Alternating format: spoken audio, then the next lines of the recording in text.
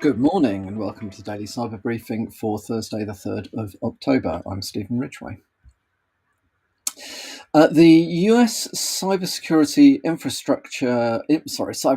Infrastructure Security Agency, CISA, yesterday added a security flaw in the Ivanti endpoint manager to its list of known exploited vulnerabilities, otherwise known as the KEV list. So what does this mean? Well, the vulnerability has been around for a while. The one that they've added is CVE 2024-29824 with a CVSS score of 9.6 out of 10. So it is reasonably critical. It's an SQL injection vulnerability in the core server of Ivanti EPM 2022 SU5 and earlier that allows an unauthenticated attacker in the same network to execute arbitrary code. Patches have been available since May this year. However, it does appear that there are a lot of organizations that have still not caught up with patching, and this particular vulnerability is now being actively exploited in quantities that make it, put it on the list of known exploited vulnerabilities.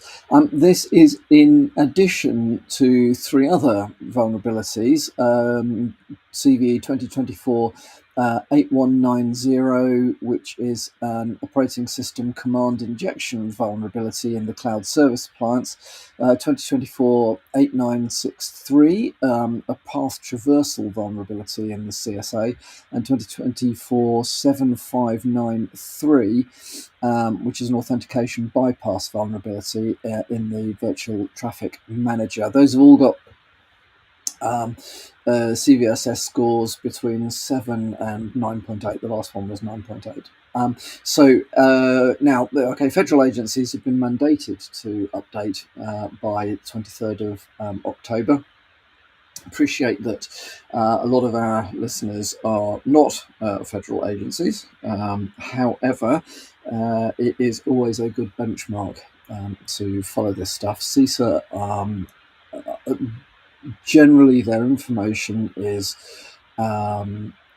accurate and important. It's not the sort of stuff that you need to ignore. They may not be absolutely at the bleeding edge of notifying people about things, but when they do push out these notifications, that's because you really should listen to what they're saying. So in my opinion, I would say take this seriously. If you are using Ivanti products, specifically in this case the endpoint manager, make sure you are patching and up to date with that, because if you are not, there is a risk that your devices will be compromised. The exploits are out there, well known, and are being used. Okay, so we don't normally talk about products specifically. We certainly don't recommend any products specifically in on this briefing. However, one which I am going to bring to your attention, just in case you've missed it, is that the Tor browser has been updated. So the latest version of Tor is 13.5.6. And it has rolled in a bunch of security updates. So Tor browser is based on Firefox, but is managed as its own stream. So it's not just Firefox Plus. They're doing more to it than that. However, what they have done is they have included essential security fixes that have been backported from Firefox 131, which, as they say in the article, are crucial for maintaining the browser's robust security framework, which is pretty good, seeing as that's the whole point of Tor. So they have improved the specific. Well, there are specific enhancements. Um, the NoScript extension has been updated to 11.4.40, which is vital for controlling JavaScript execution and enhancing privacy. If you've not come across it, NoScript. NoScript's very interesting. It's one of two that I used from. I'm not currently running it. I forget what the other one was called that I used to use extensively when I was doing more interesting work and not just running the company. So NoScript, at a very granular level, looks at what scripts are running through your browsers and what those scripts are doing. So if you are either interested or concerned about the things that are going on, NoScript is an absolutely fantastic plugin that gives you the ability to prevent all sorts of active components of a web page from running. Now, as a caveat, if you turn it on, it'll just break. Well, if you turn it on and make it do things, you can turn it on and just tell it to notify you about stuff but not doing anything. But if you turn it on and make it do things, by default, it will just pretty much break everything.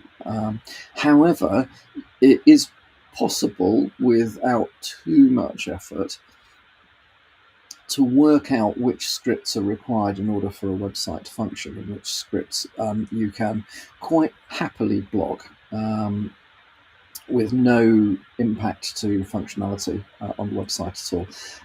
And it's a case of, you just sort of tick them or untick them. You will be, if you've not done it before, you will be astonished how many scripts and what they are trying to do through web pages and through your browser. So the fact that NoScript has been updated is a very, very good thing. Because it is absolutely fundamental, or things like it are absolutely fundamental to maintaining privacy within your browser. So bearing in mind that Tor protects the traffic, but it doesn't necessarily protect you from the endpoints or from the information that the websites you're browsing to are collecting about you and then passing on to other places as well. So being able to anonymize your path to a website doesn't guarantee you privacy.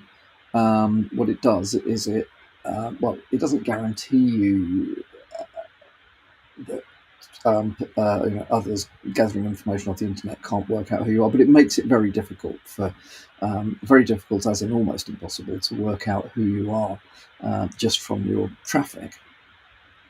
But of course, you've got to bear in mind you are browsing to something, which is why they always say things like, don't browse to common public websites that require logins through Tor, because it defeats the object of Tor. To put that in context, I will hide my traffic until I get to Google, who then says, well, please log in using your username and your password and your 2FA. It's like, oh shit, now they know who I am anyway. So you know what I mean? All right, anyway. So there are also an improved update process. They are maintaining support for legacy systems. So Windows 7 and Windows 8 remain supported, and macOS versions 10.12 to 10.12 to 10.14, 10.12 to 10.14 are remain supported. So even though the OS is getting long in the tooth, you can be confident that Tor on those OSs will remain up to date.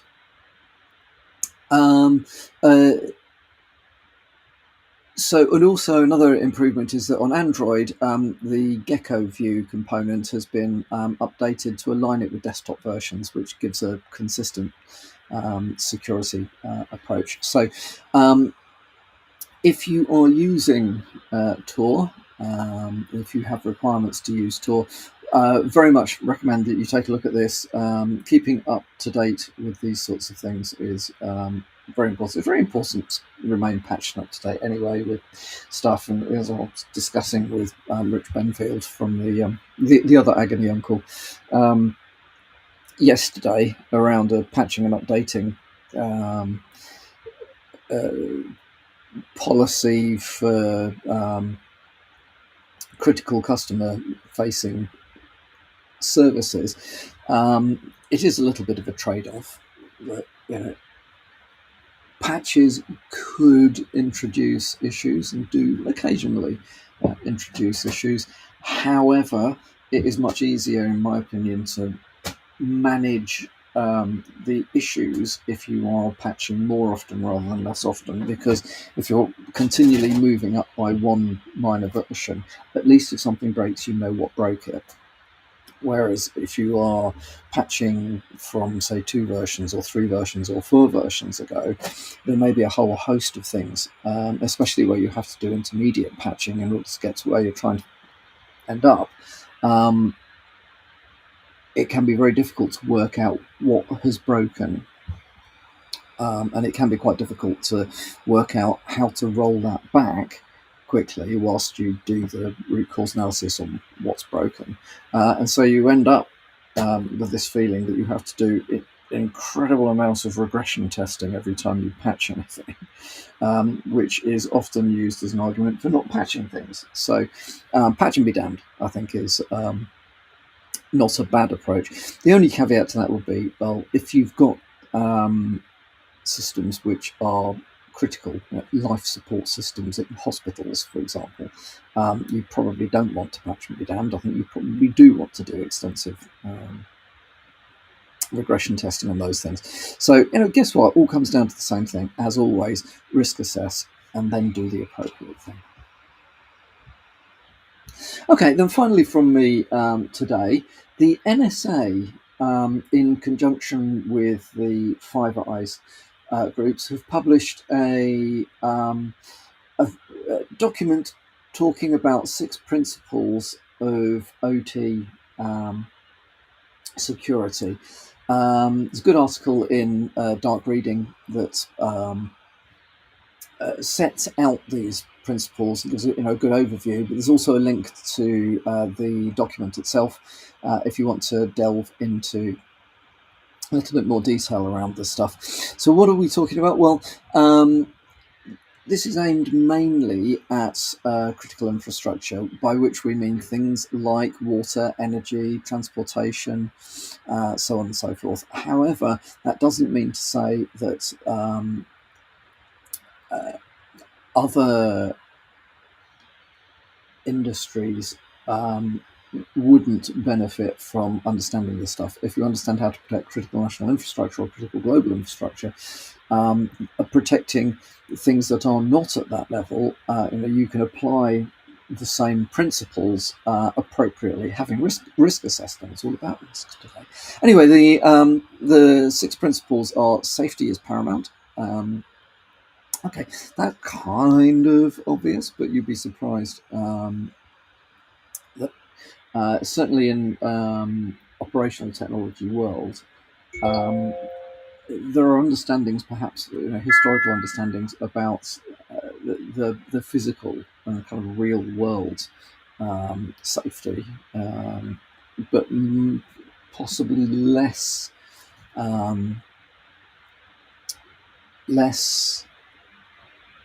knowledge about the potential impacts of technology risks within the environment. So stuff along the line. Okay, if you are trying to think of an example. If you're a bus company, all right, you will probably have very strong rules, regulations, checks, and so on, processes and procedures around making sure that the nuts on the wheels are tight and that the brakes work. But equally, though, if your bus is connected to the internet for, say, telemetry, are you certain that through the system which does that telemetry, you can't access parts of the the bus, which could muck about with the engines or whatever it might be. Do you see what I mean? So making sure that safety includes not only the more traditional and well understood things in the OT world, but also the cyber things is important. Knowledge of business is crucial. Well, that's one that we talk about endlessly at TSC. Understanding what matters to the business and which things in the business need to be protected and at what level is really important. Cybersecurity for cybersecurity's sake is one of the reasons why information security is seen as being expensive and slow and getting in the way of stuff and so on and so forth. So making sure that you are appropriately risk assessing what needs to be done, and that cyber risk is aligned to business risk. That is one of the things that I think is very most important. It isn't all about the technology or the cyber, it's actually all about the business. They also point out that operational technology data is extremely valuable and needs to be protected. Now, this is based on the fact that OT infrastructure rarely changes, so securing information about its configuration is important. Stuff like network diagrams, documentation, sequence of operations, logic diagrams, and so on. That sort of stuff is highly valuable to attackers. So making sure that you are protecting that sort of stuff is really important. They also talk about segment and segregate OT from other networks. Now, been around this one so many times over the last 30 years. A very good principle for securing stuff is around segmenting it. What's these days called micro-segmentation. What when I was doing this, designing these things, was generally known as good architecture. Segregate off things that are in that have different security risks associated with them, and ensure that you control traffic in and out of these environments. It's not hard to do. I do remember working in finance a long time ago, new CTO coming in, looking at what the previous CTO had supported in the way of segmentation, looking at it and go, well, Citibank have just flattened their entire network and it's saved them blah blah blah, whatever it was. We're going to spend millions of pounds on flattening the network so that so it did absolutely, it cost a fortune, didn't save a penny, and actually made security much harder for that particular organisation. So don't follow the trends around this stuff. Think about it. Apply some intelligence if you've got something. Anyway, supply chain must be secure. Yep, that's kind of obvious. Managing supply chain security, I think, is increasingly one of those areas that we all need to be thinking about. Remarkably hard to do, but it's remarkably easy to start doing it. It's remarkably easy to know with some certainty that what you've done in this space will actually protect you. And then it also talks about the fact that people are for OT cybersecurity, which in this case they're talking about the fact that OT professionals need to understand that need to understand their part in what will happen during a cyber incident. Incident response, it's a very big area, cyber incident response. The bit that most organizations that I have worked with, or that we've worked with, the bit that they struggle with is understanding that it goes a very long way beyond the InfoSec team plus infrastructure, tech part of the organisation. So one of the ways that you can highlight that without having to either go through an incident and learn it that way, or end up having lots of sort of theoretical discussions at various managerial levels. Tabletop exercise, there's a lot of bad tabletop exercises out there, but a good tabletop exercise will very quickly demonstrate that there are many departments within an organisation that need to be involved in a major incident. And in this case, obviously your cybersecurity team, your technology team will be involved, but specialists with OT knowledge will undoubtedly be involved. But also bear in mind that you need to involve your lawyers, you need to involve your communications team, you may need to involve HR, you may need to involve finance, there's a whole range of potential things that need to be done, which go beyond it's a cyber attack, so it's a technology problem. So I think that those 6 points make a lot of sense. I would definitely recommend you have a read of these things if you are looking after operational technology one way or another. Definitely, if you're looking after operational technology and critical national infrastructure, being aware of this stuff is really very important. However, understanding the principles and thinking about how those apply in your specific organisation would be a good thing to do. Okay, well, that's all from me for this morning. Hope you have a good